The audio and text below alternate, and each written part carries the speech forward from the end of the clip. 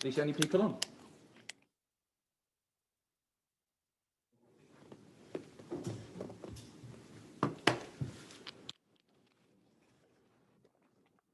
Right, are we on? Perfect. Good afternoon, everyone. I hope you're all well. Welcome to our pre-match press conference for our match against Liverpool. As usual, we'll start with broadcast questions and we'll start with Roger Clark. If you do have a question, please raise your hand and we'll try and get to as many of you as possible. Written briefing afterwards, embargo till 10:30 tonight, except for the evening standard questions, which are embargoed till midday tomorrow. No live streaming and no social media posting during the press conference, please. Roger, should we get started with you? Yeah. Okay, I'm ready. Hi, Jose. Hello. Happy birthday for yesterday. Hope you're well. Thank you. Thank you.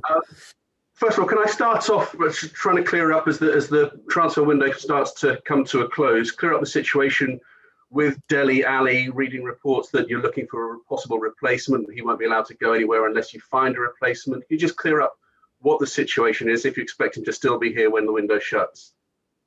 I expect. I'm saying that since the beginning of the transfer window. I was not expecting anyone to leave. I was not expecting anyone to come.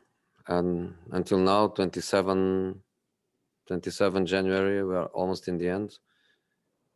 I don't believe that anything is going to happen, but it's open still.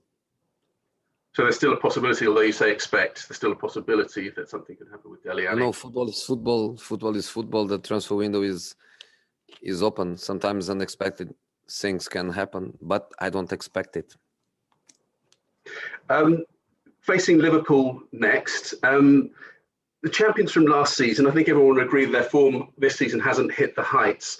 Jurgen Klopp perhaps looked a little bit rattled in some interviews, his argument with Sean Dyche the other day. Is Jurgen finding that winning back-to-back is a lot more difficult than winning that first time round? And you would know about that because you're one of the few people who've done it. What are those difficulties of winning it a second time? Now, when you win once, you know that you have the team to win it twice. When you never win it, you have always the question mark of what do we need to win it? We are not good enough to win it. We need to improve to win it.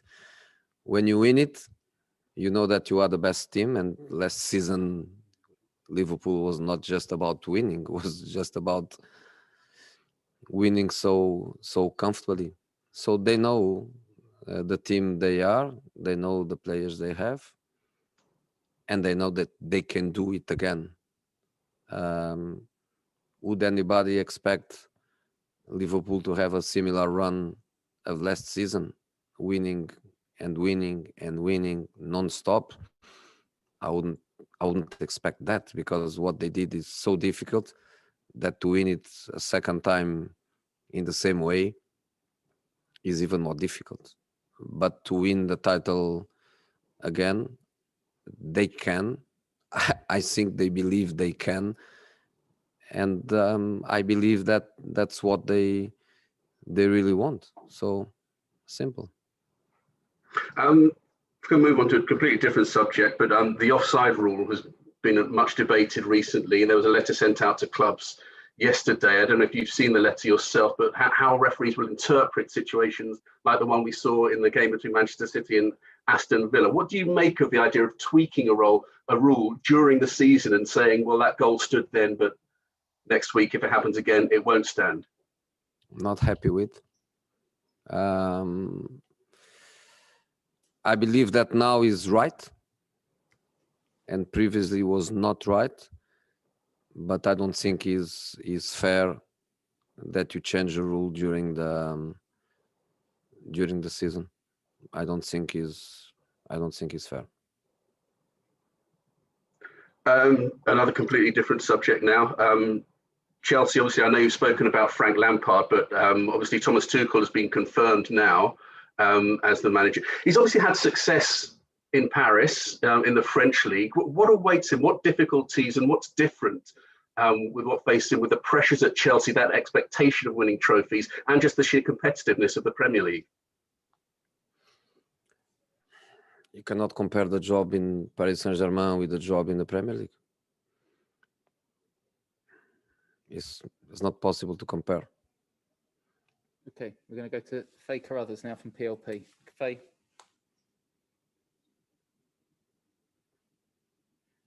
Faye, can you unmute? You're shaking your head. Okay, well, look, we'll go to George. George. Thanks, Simon. Hello, Jose. Hey, George. Jose, you mentioned Dele Alli. I know you said he was injured, but will he be in the squad tomorrow? No. Is that because of any injury Injured. again? He's injured. And just in terms of your match at Anfield, are you pleased with how you've responded? You're into the cup final, but are you a bit surprised at how Liverpool have dropped down the league? But every club, especially the traditional top 6, they had these situations. Not one team started winning and is still winning after 19 matches and a few months of competition. Everybody had difficult periods. Everybody had it. Some early, some later, some in the middle. I keep saying that great evolution in the considered theoretically below level team and ambitions. Great performances from many of them. Very good teams, very good squads. I feel completely natural that some results happen. And then Liverpool had that difficult period where the results were not going in their direction. But the coach is the same, the players are the same, and the team is the same. And are West Ham contenders for top 4 after their result last night?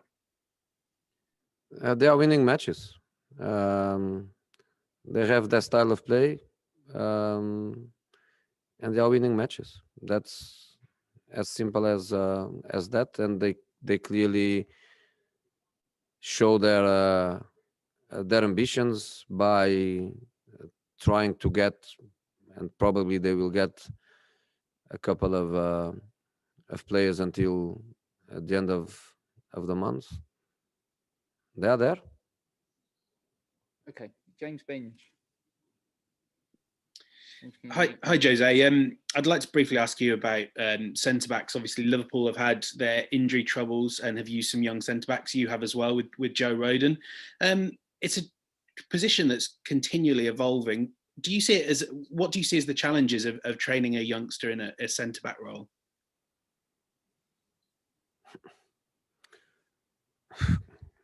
The challenges.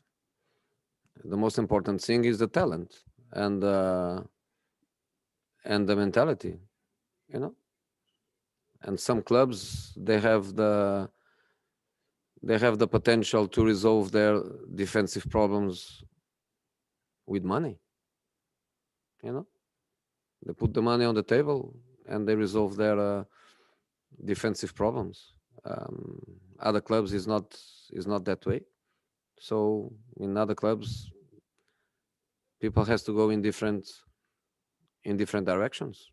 So Joe has a lot to learn, of course, but at the same time, he has a lot of potential and a great desire. And I'm really happy. We played him in not many matches. Unfortunately, he was not in the Europa League list that could give him some more minutes and some experience. But a couple of times where we played him, the answer was positive. So we are happy with Joe, and we believe that it can be only better. How do you think you would manage a situation like Liverpool's, where you're so short on centre backs? It seems like a real challenge that Jurgen Klopp's facing. Well, we played last season, half of the season, without any attacking player.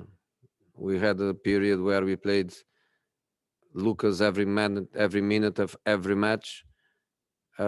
Striker, winger, striker. We lost Son, we lost Kane, we lost Bergwijn, we lost everybody. Lamela, we lost everybody. How did we manage? Miracles, we cannot do it. So to make strikers from right backs or left backs or goalkeeper, Joe Hart, can he play striker because he's very tall and strong? You cannot make miracles. You have to try to compensate with what you have. And Liverpool, when you speak about Van Dijk, you cannot replace. Okay, there are some players that you cannot replace. It's like when Harry Kane was injured, you cannot replace Harry Kane. You cannot replace Van Dijk. You can only replace Van Dijk with Van Dijk when Van Dijk is back. But you know, they have good players. They have experienced players. Fabinho, he can play everywhere. Fabinho can play everywhere. Matip back, experienced player. Jordan Anderson is another guy that with his experience and knowledge of the game, he can play everywhere too. And then they have also a couple of young players that they did okay. And for example, Williams against us, he played very well at Anfield. And sometimes it happens to clubs. But some players are really impossible to replace, and you have to wait until they are back.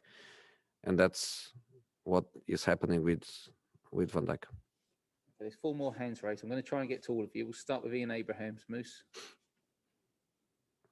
just unmuted you. Hi, Jose. How are you? Thank you. This is the second of 5 games in the space of 2 weeks. I know you and I have spoken before about player welfare, whether we're asking too much of the players, and you've just then gone through a whole list of injuries you had last season and other clubs have had this season. Is this getting a little bit ridiculous now? We have to do it. I don't want to moan. I don't want to complain. We have to do it. I know it's very difficult. It's very hard.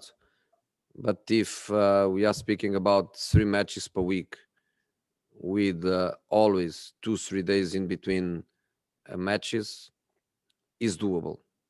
Is not a crime. A crime was what we did in August, where we play 4 matches in a week with 1 day in between matches, and we did that for 2 weeks, 7 matches in 2 weeks. That's a crime. But to play 3 matches in a week is a difficulty, but is doable. And of course, you have some special players that you don't want to rest, because when you rest them, the team decreases in potential. But you have to use your squad. You have to play players.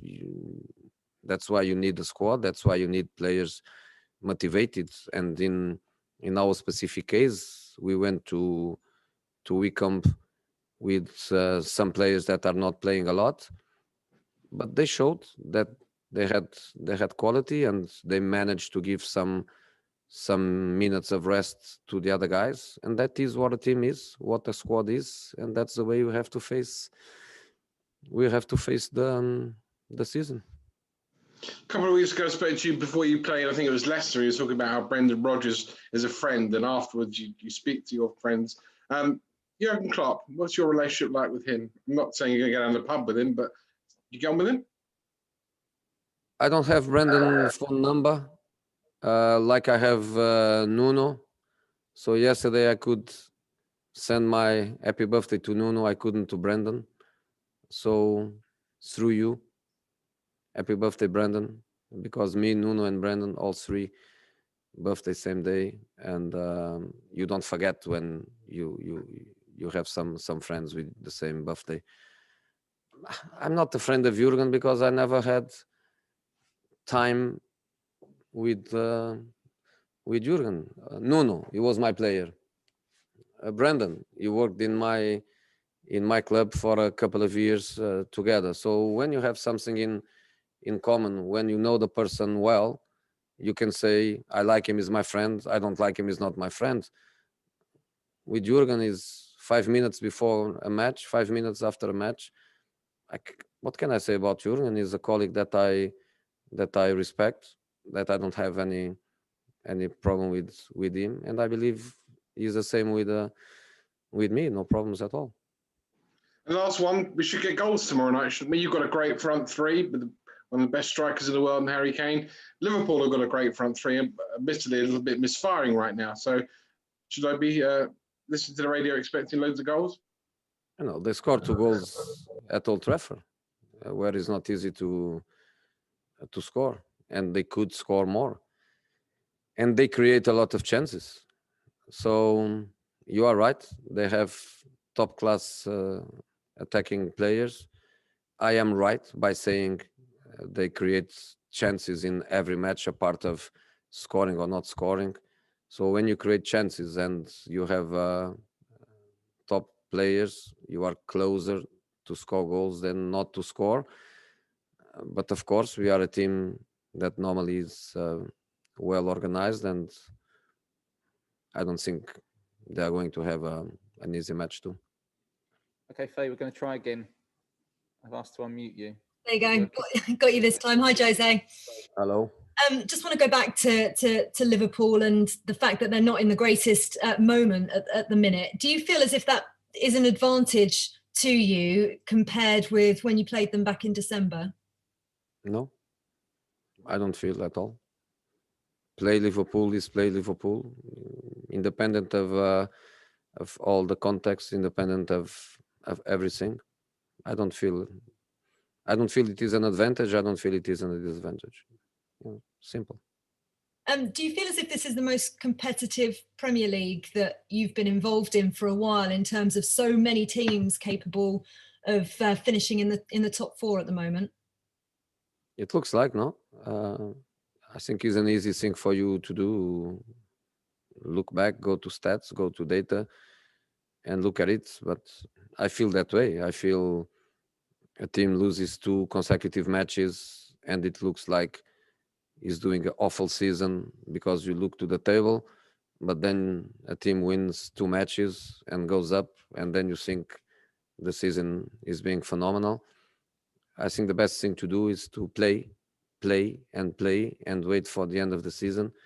And in the end of the season, we look to the table and we realize where you end, because to look to the table now is quite confused, especially with also matches in hand. And in our case, played twice against Liverpool, didn't play against Aston Villa any match. It's quite strange. So let's wait for the end.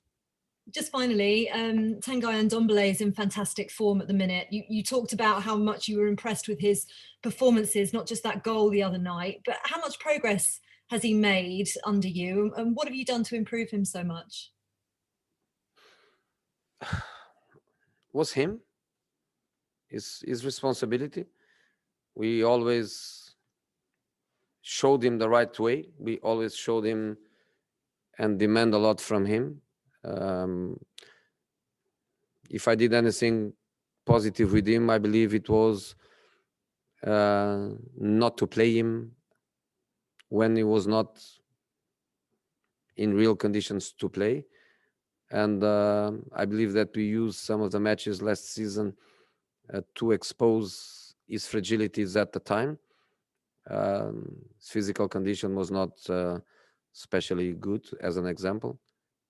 But it's all his responsibility. Trains very hard, plays very hard with the ball, without the ball.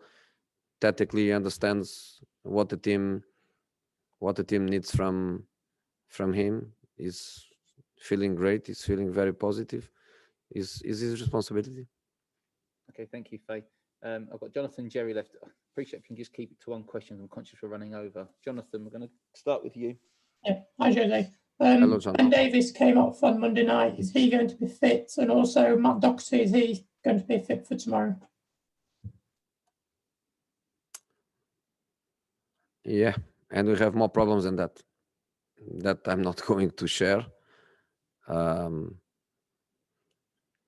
You have to wait for tomorrow, but we have a little bit of more problems than that.